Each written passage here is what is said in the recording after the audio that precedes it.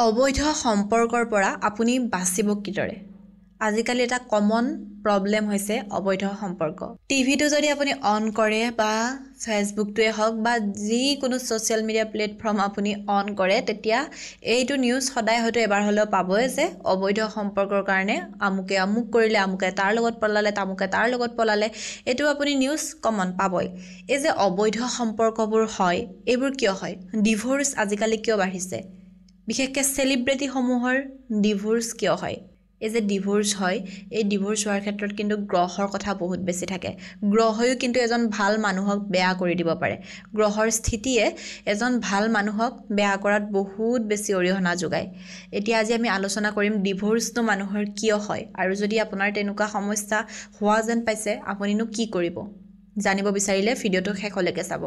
আপুনি যদি আপোনাৰ ইউটিউব, ফেচবুক অথবা ইনষ্টা লিগেল আৰু অৰ্গেনিকভাৱে গ্ৰ' কৰিব বিচাৰে, মনিটাইজ কৰিব বিচাৰে, আমাৰ লগত যোগাযোগ কৰিব।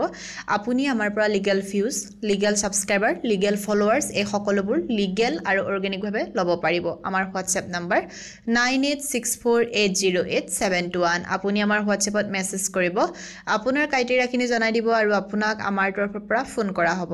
এতিয়া আমি জানিম যে আজিকালি অবৈধ সম্পৰ্কবোৰ কিয় ইমান বাঢ়ি গৈছে, আজিকালি স্বামী স্ত্ৰীৰ মাজত কিয় মিল নাই, আজিকালি ইমান ডিভোৰ্চনো কেলে হয়।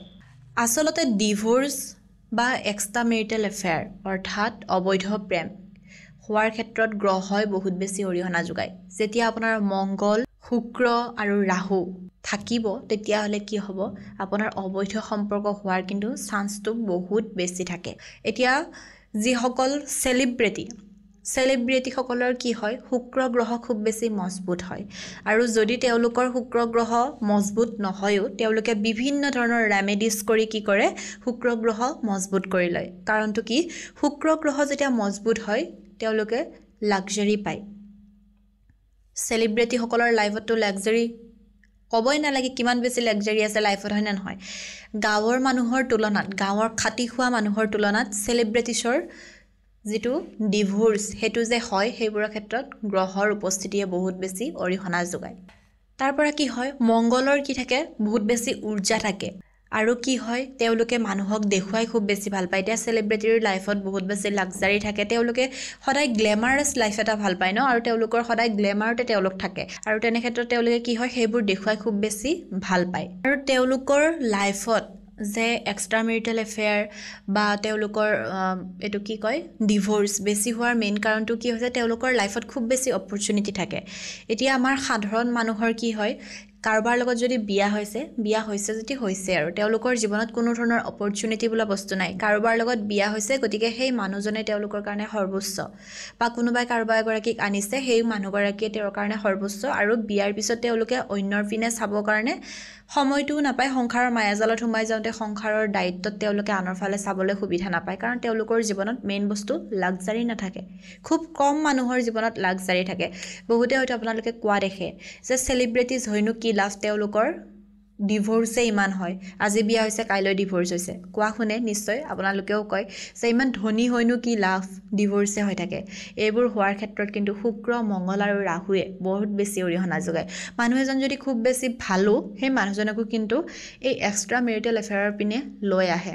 মানে যেতিয়া শুক্ৰ, ৰাহু আৰু মংগল একেলগে থাকিব তেতিয়াহ'লে কি হয়, এক্সট্ৰা মেৰিটেল হোৱাৰ চান্সেছটো বহুত বেছি হৈ যায়।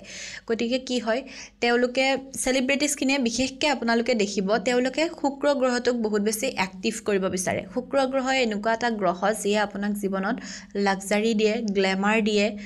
গতিকে তেওঁলোকে যদি তেওঁলোকৰ বাই বাৰ্থ শুক্ৰ গ্ৰহ এক্টিভ নহয়, তেওঁলোকে বিভিন্ন ধৰণৰ ৰেমেডিজ কৰি শুক্ৰক এক্টিভ কৰি লয়, যাৰ ফলত তেওঁলোকৰ জীৱনত বিভিন্ন ধৰণৰ অপৰচুনিটি আহে। গতিকে এজন মানুহৰ লগত থাকিব নোৱাৰে, বা তেওঁলোকে কাৰোৰ পৰা একো সহ্য কৰিবলগীয়া নহয়, ইমানেই বেছি লাইফত অপৰচুনিটি থাকে। গতিকে তেওঁলোকৰ ডিভোৰ্চ হৈ যোৱাটো একেবাৰে সাধাৰণ কথা হৈ পৰে। গতিকে আপোনাৰ লাইফত যদি তেনেকুৱা ধৰণৰ প্ৰব্লেম হৈ আছে, আপুনি নিবিচাৰে মানুহজনৰ লগত আপোনাৰ ডিভোৰ্চ হোৱাটো, আপুনি নিবিচাৰে আপোনাৰ মানুহগৰাকীৰ লগত আপোনাৰ ডিভোৰ্চ হৈ যোৱাটো, তেনে ক্ষেত্ৰত আপুনি কি কৰিব পাৰে, সোমবাৰে ফাষ্টিং কৰিব পাৰে।